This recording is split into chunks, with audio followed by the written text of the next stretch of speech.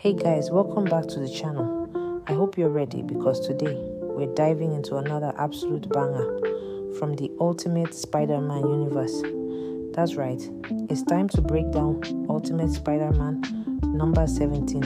And let me just say, this issue is wild, it's intense, it's dramatic, it's got secret labs, emotional reunions, and a 5-person Mysterio situation. Yeah, buckle up, let's get into it. So the issue opens with a very unexpected scene. We're at Uncle Ben's place. You know, Peter's ever wise, always calm moral compass, and he's talking to someone. But here's the twist. The guy he's talking to is hidden in the shadows. We can't quite make out who it is at first, but there's immediate tension.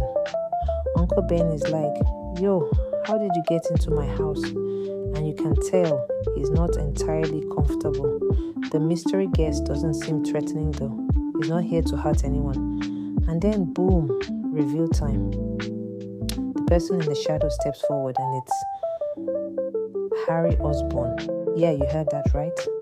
Harry. Freaking Osborn, back from the dead. If you've been following the series, you'll remember that the last time we saw Harry, he got caught in a pretty nasty confrontation with Craven, the Hunter, and Peter. Everyone, including Peter, thought he didn't make it out alive. But plot twist, Harry survived. And guess who saved him? His wife, Gwen Stacy. Oh yeah, and in this universe, Gwen is Mysterio. Yup, you heard that right, and trust me, we're going to get to that in a minute. Anyway, Harry's at Uncle Ben's to do two things. First, he wants to make sure Peter and his family are safe. He's been laying low, but now something big is brewing. Second, he wants to warn Ben, because things are about to get crazy. Like, war is coming kind of crazy. Ben, of course, urges Harry to let Peter know he's alive, especially since Peter's been torn up with guilt, thinking Harry died because of him. But Harry isn't quite ready for that reunion just yet. Then we jump over to Oscorp Industries, and the plot thickens. Gwen Stacy is now running the whole company. Not Harry. Gwen. Which is already a power move, but things get juicier real fast. She gets a mysterious alert, though we're not shown exactly what it is. Just as she's checking it out, guess who walks in? Wilson Fisk, the Kingpin himself, flanked by his always creepy assistant, Mr. Wesley. They've got a scheduled meeting with Gwen. Now you know Kingpin, he doesn't just drop by for coffee and small talk. This is business. Fisk lays it all out. He knows Harry isn't actually running Oscorp. He knows Gwen's the real brains behind the operation. But here's the catch. He doesn't care, as long as their previous arrangements continue uninterrupted. Basically, Fisk had shady deals going on with Harry, and he expects those same deals to stay in place with Gwen. He offers his condolences about Harry's death, totally playing dumb, and then exits the room, leaving Wesley to handle the finer details. But here's the twist. Wesley isn't just some pencil-pushing assistant. In this universe, he's also Mysterio. Yup, in this crazy remix of the Marvel word, Mysterio isn't one guy, he's 5 different people who all share the mantle. Think Power Rangers, but make it secret society, and they've got this magical amulet that gives them the signature Mysterio powers. The amulet rotates between them, and this week, Gwen's got it. Once Kingpin and Wesley leave, Gwen turns to a hidden corner and says, alright, you can come out now. And who walks out? Harry Osborn. He was hiding in the room the whole time, eavesdropping. So now we've got the two of them plotting something big behind Fisk's back. Harry's nervous, asking if Gwen's sure Kingpin doesn't suspect anything. Gwen just shrugs it off and says, are you ready to go to war? That's when it hits you. These two are about to go full anti-hero rebellion on Fisk. With Gwen powered up as Mysterio and Harry preparing something we haven't seen yet, the chess pieces are moving into place.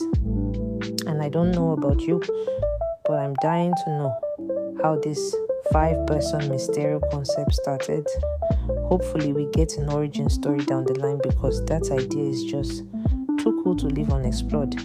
From there, we follow Harry to what looks like an ordinary grocery store. But surprise, surprise, it's a front. The store has a secret underground lab hidden in the basement, and waiting down there is none other than Otto Octavius.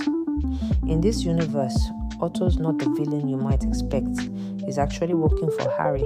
He's been rebuilding Harry's goblin suit, and folks is ready. Otto says he's still missing a few components to really optimize the suit. Casual stuff like a particle accelerator and a pocket-sized nuclear reactor. Nothing major. Harry says he'll see what he can do. Then Otto drops another bombshell. The AI built into the suit has been dormant for a while. And that it's modeled after Norman Osborn. Yup, Harry's father. So Harry's suiting up, but he's literally putting on a ghost of his old man in the form of an artificially intelligent voice in his head. That's heavy. As soon as Harry activates the suit, Norman's AI wakes up, and boy, is he not happy. He instantly syncs with Harry's recent memories and starts trash-talking him. He calls Harry a disappointment, a failure, and accuses him of dragging the Osborn legacy through the mud. It's dark, intense, and brilliantly written. Hickman really flips the Goblin legacy on its head here. Instead of Norman being the external villain, he's now a psychological one, living inside Harry's head, literally. Now, if you ask me, this AI Norman is definitely going to become a problem later. I can totally see a future arc where the AI tries to take full control of the Goblin suit, or even Harry's body. That's some next level villainy right there, and I'm here for it. Then we get to the action sequence of the issue.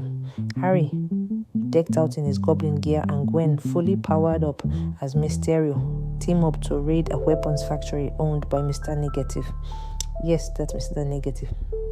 The duo storms in, takes down the guards, and Harry makes sure to evacuate all the innocent workers before anything bad happens. You can really see Harry trying to play the hero here. But Norman's AI isn't impressed. He mocks Harry the whole time, calling him soft, weak, saying he's nothing more than a sidekick while his wife handles all the real action. But Harry fires back, saying, "Heroes save people." That line hit me. It really showed the internal tug of war Harry's going through. He wants to be better. He wants to make a difference. But just when you think everything went according to plan, Gwen blows up the entire factory. Harry is shocked. Like, what the hell, Gwen? Shocked. He confronts her, asking, what if someone was still inside?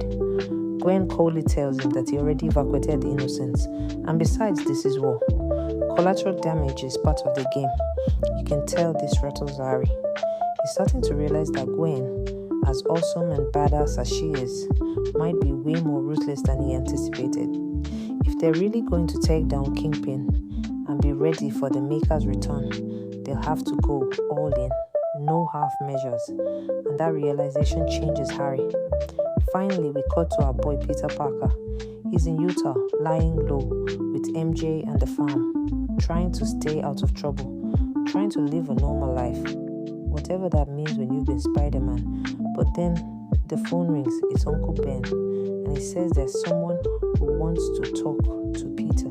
Peter's confused, but when Harry gets on the line, Peter's face says it all. Shock, relief, guilt, everything bubbles to the surface. He thought Harry was dead. He's been carrying that weight on his shoulders all this time. And now, Harry's back. He tells Peter, I need you to come back. I need your help. And that's where we end Ultimate Spider-Man number 17. Mic drop. So yeah, this issue was a roller coaster.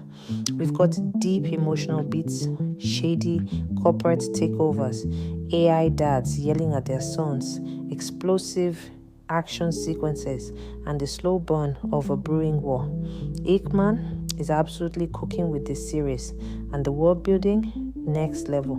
I can't wait to see what happens when Peter comes back into the fold, how the Mysterio network operates, and what kind of chaos Norman's AI is going to unleash.